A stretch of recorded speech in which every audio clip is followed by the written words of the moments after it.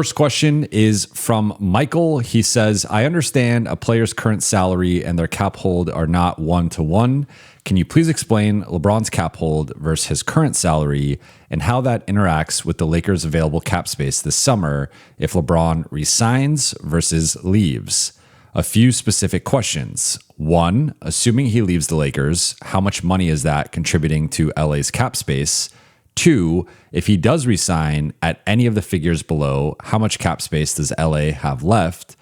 A, 50 plus million, B, around 30 million, and then C, taxpayer MLE vet minimum, or whatever money LA has left after they complete other offseason transactions. Not suggesting these are likely, but if we see LA make a deep playoff run, we can imagine he may be willing to sign for less to continue playing here and more seriously contend with an improved roster next season.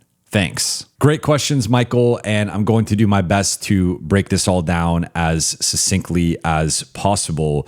So let's first take a big picture view with the Lakers cap situation going into this summer.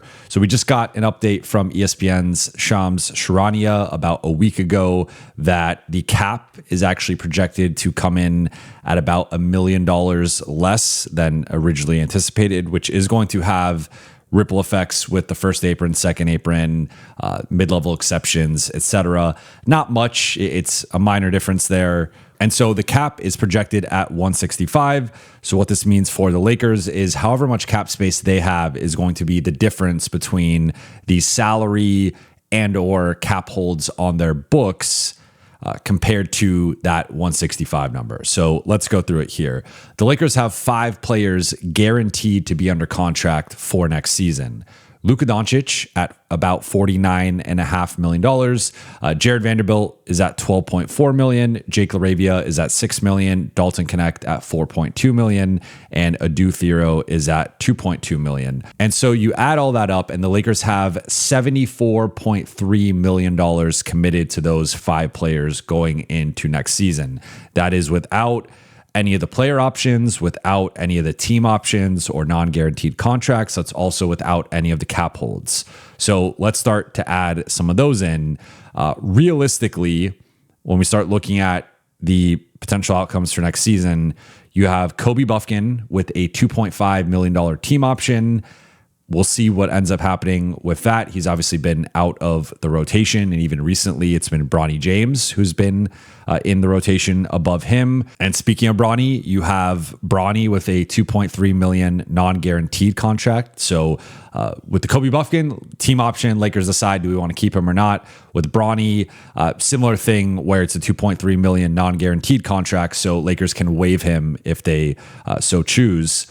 Then you have Austin Reeves, whose cap hold is just under about $21 million. I have it here around $20.9 million.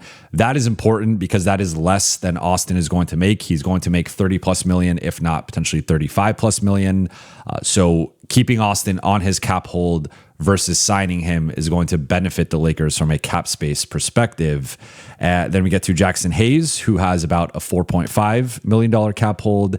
And then DeAndre Ayton, who has a $8.1 million player option, which I think there's several things that could factor into whether he picks that up. I don't think there's much of a center market right now in general. I'll be touching on DA's market a little bit later in the mailbag, but for now, let's pencil him in as opting in.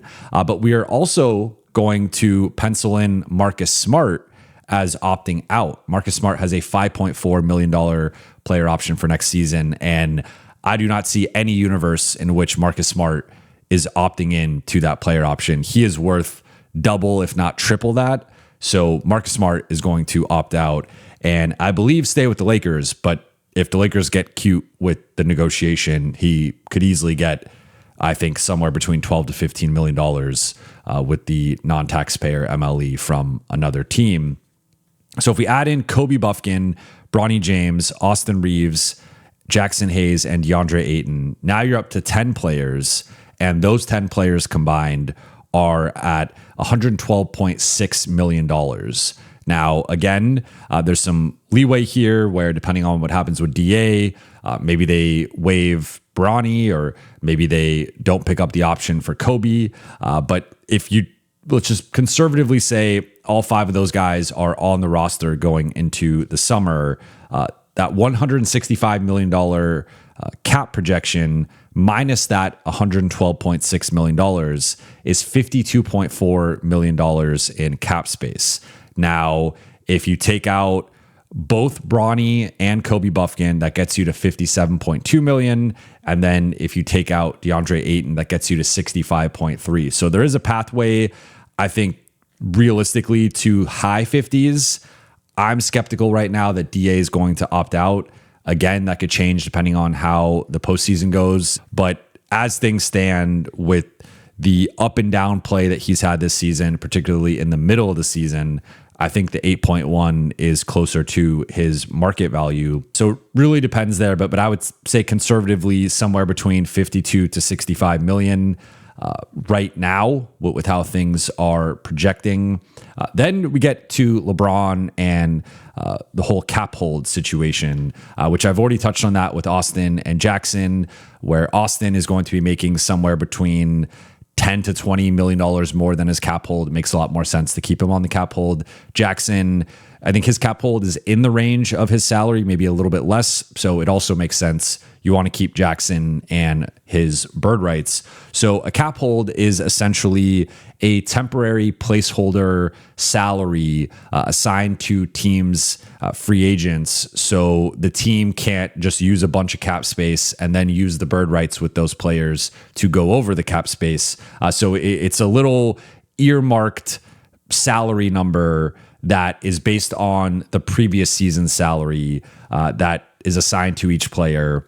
And then that counts against the cap, but you're able to still navigate around that. And then, for example, with Austin, Austin's the clearest example here of this whole 52, 57, 65, whatever cap space situation is with Austin at that 20.9 number. So the Lakers cannot, let's just say it's 52.4. They can make whatever moves they make with that 52.4, then re-sign Austin at 35, 37, whatever it ends up being, and blast past his cap hold and go an additional 15, 17 plus million above the cap. And that's okay because they have his bird rights. Similar thing with Jackson, where they could pay him $6 million, $7 million, $8 million, go above that 4.5 and continue to go above the cap because they have his cap holds being counted against the cap, but they also have his bird rights. So with LeBron's cap hold is $59.5 million right now projected, which is almost $7 million more than his current salary of $52.6 million. So again, you see the increase. Like Rui also is making about a little over $18 million this year. His cap hold is 27.4. So for some of these guys, they have pretty big cap holds that are not reflective of what they're likely going to command on the market. So if LeBron is still on the books and the Lakers do not rescind his rights, because the key here is for all this cap space to take place, they have to rescind the rights to LeBron. So they will no longer have his bird rights. That does not mean he's gone. That does not mean they can't re-sign him. They would just have to re-sign him like any other free agent, or sign him rather like any other free agent, rather than re-signing him with his bird rights. So if he's still on the books, you can kiss that cap space goodbye. For example, again, his cap holds almost $60 million. So in the most conservative sense, if the Lakers only have $52.4 million in cap space, you add in LeBron's $60 million, that's actually -8, that they're actually above the cap at that point, which changes how they operate. If we go to the most optimistic projection of like 65, you add in LeBron's 60 or just under, and you're at about $5.5 million in cap space, which is not much. And so this entire premise of LA having cap space is predicated on LA rescinding the rights to LeBron and remaining in communication with him of their plans. And likely, like the way these things go, it's because of how the timeline works, we're often like, well, they're going to rescind the rights and then LeBron's just going to be waiting in the wilderness. Like, no, the Lakers will probably have several moves plotted out already that they will tell LeBron, hey, we're going to rescind the rights, but we're going to trade for player X or sign player Y, then re-sign you, or maybe they re-sign him first and then do those moves, re-sign him at like a lower number. So there's different ways it could play out, but the entire premise of the cap space is LeBron not being under contract. In addition to Rui and some of these other guys, particularly Rui and Luke Kennard. Luke Kennard has a $13.2 million cap hold. Maxi Kleber has a $20.9 million cap hold. The Lakers are not going to, they'll rescind the rights there. So really, the only two guys I see them keeping on the books with their cap hold are Austin and Jackson, because their cap holds are values, whereas Rui, Maxi, and Luke, their cap holds are higher than their salaries will be next season, assuming Maxi is still in the NBA. So if we go into the latter part of your question here and dive into some of these specific numbers, if LeBron is making $50 million, that's a little under $10 million less than his cap hold. So again, 52.4 million in cap space. Like now you have 2 million in cap space. Maybe in the scenario in which you decline the team option for Kobe Buffkin and waive Bronny and DA opts out, you get the 65, which really ends up being 15, re-signing LeBron. But at that point, you've waived Bronny, and like, how does LeBron feel about that? So I don't see LeBron making the $50+ million here. Now, if you get LeBron to sign a $30 million contract or thereabouts, you now have $22 to $35 million in cap space, depending on how things play out. I think closer to like 22 to 25, which maybe gets you one starting level free agent or one starting level trade piece on the trade market. But I think that's closer to a realistic outcome here. I would even push it down to like 25, 30, or 20 million. If he re-signs on a $20 million contract, now you have at least $32 million in cap space, but you could have upwards of $45 million in cap space depending on how things play out. So I think that's probably more in line. And again, this does not factor in the possibility of LA re-signing Marcus Smart, Rui Hachimura, or Luke Kennard, or even Maxi Kleber. I think Maxi is an obvious vet minimum candidate if he ends up remaining in the NBA, staying with the Lakers, but I'm not even factoring in those guys yet.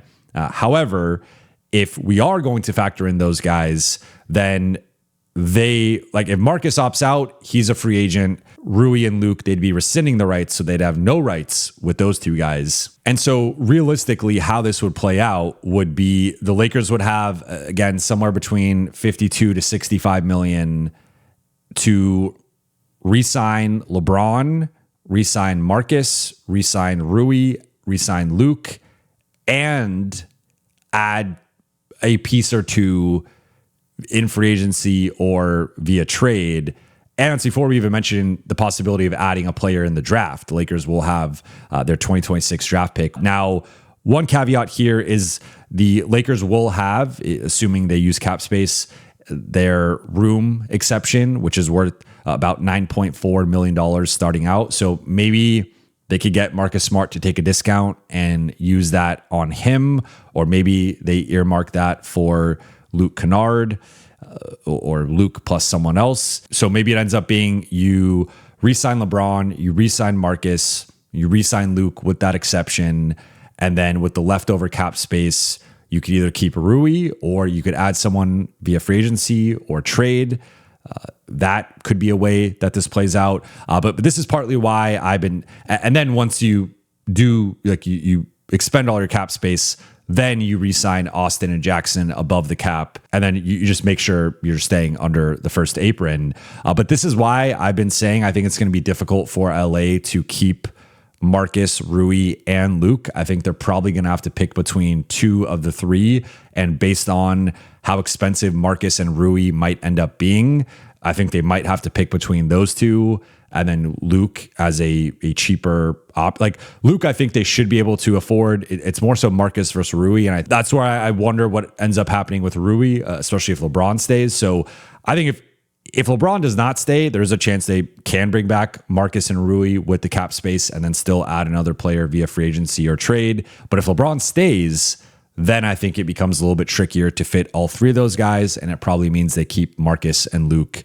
but not Rui. But it's going to be a lot to navigate for Rob Pelinka and the front office. It's not an easy situation in terms of just a lot of moving parts here with only 5 players guaranteed under contract. But I hope I did an okay job at breaking that all down, and that makes a little sense to you.